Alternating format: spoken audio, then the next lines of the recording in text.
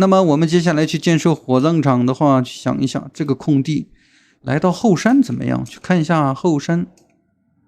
後山好像在這裡，我們把這些墳墓呢，全部放在這兒怎麼樣？比如說啊，我們從這兒先增加一個橋梁，直接把它引到对面的山上去，然後用這條4車道公路呢，先把它抬高，統一一點吧。反正這裡也不怕有斷头路。哎，這棵樹怎麼回事？這棵樹呢，我们先把它砍掉啊。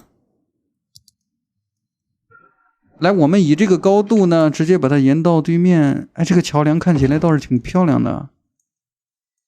再把它對齊一下高度吧。這個道路的高度看起來不是我們想要的樣子啊。我們用 move it 啊，這樣以左邊的道路為基點，然後呢，這個坡道現在看起來還行嗎？再這樣的話，你比如說這邊它沒有橋索，沒有橋索的部位，我們只選擇一個節點，把它降成這個程度。至於來到對面山上了以後，我們從這兒呢，先把它掏一條隧道。OK， 掏完隧道，再把它抬高節點，再來到地面。你看，從這個位置來看的話，其實按照比例啊，它離我們這個 CBD 區是很遠的，所以這個火葬場在這兒，大家應該是不會吐槽了吧？按照這個遊戲裡面的設定啊，把火葬場放在居民區旁邊，他們是會很開心的。把這個道路延伸到這兒了以後，我們再把它強制一個地面，然後往下方去延伸，這裡做一個火葬場產業區，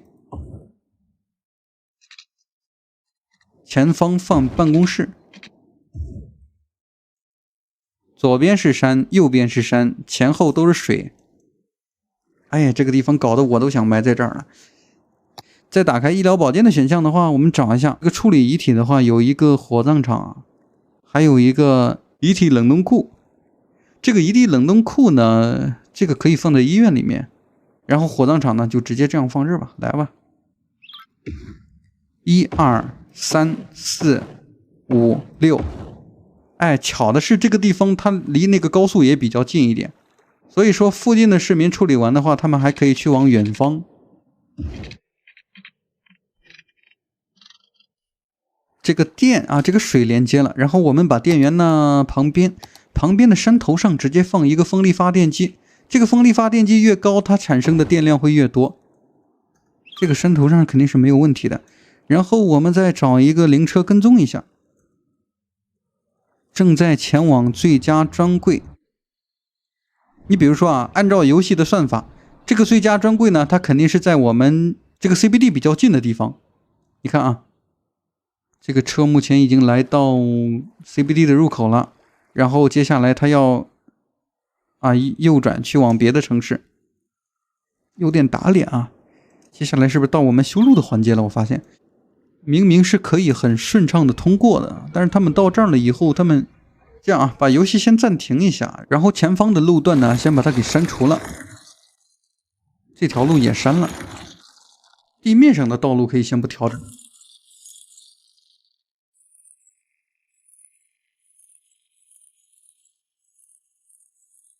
這樣路網顯得好像也沒有那麼難看。這裡放立交的話，有沒有比較現成一點的？現在人上了年紀，就比較容易不喜歡修路。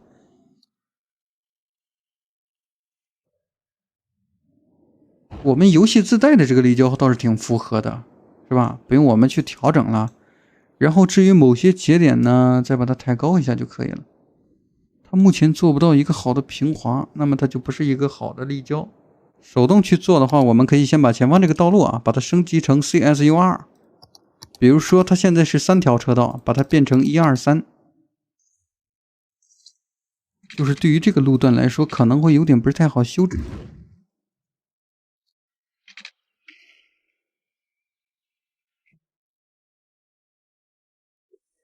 1、2、3、4变1、2加2條匝道，現在就稍微合理了。然後這2條路為什麼越來越寬呢？我們還需要把它給合併一下，合併成這個樣子。前方的路段再刪除2節，把直行的道路呢，可以让它直接直行。比如说通过这儿，剩下的匝道方向呢，我们可以让它直接抬高。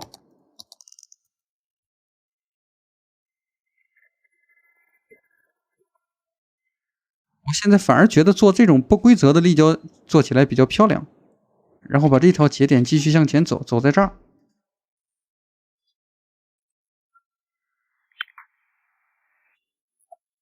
我們從左邊的主幹道呢起一個路口，然後開始把它抬高。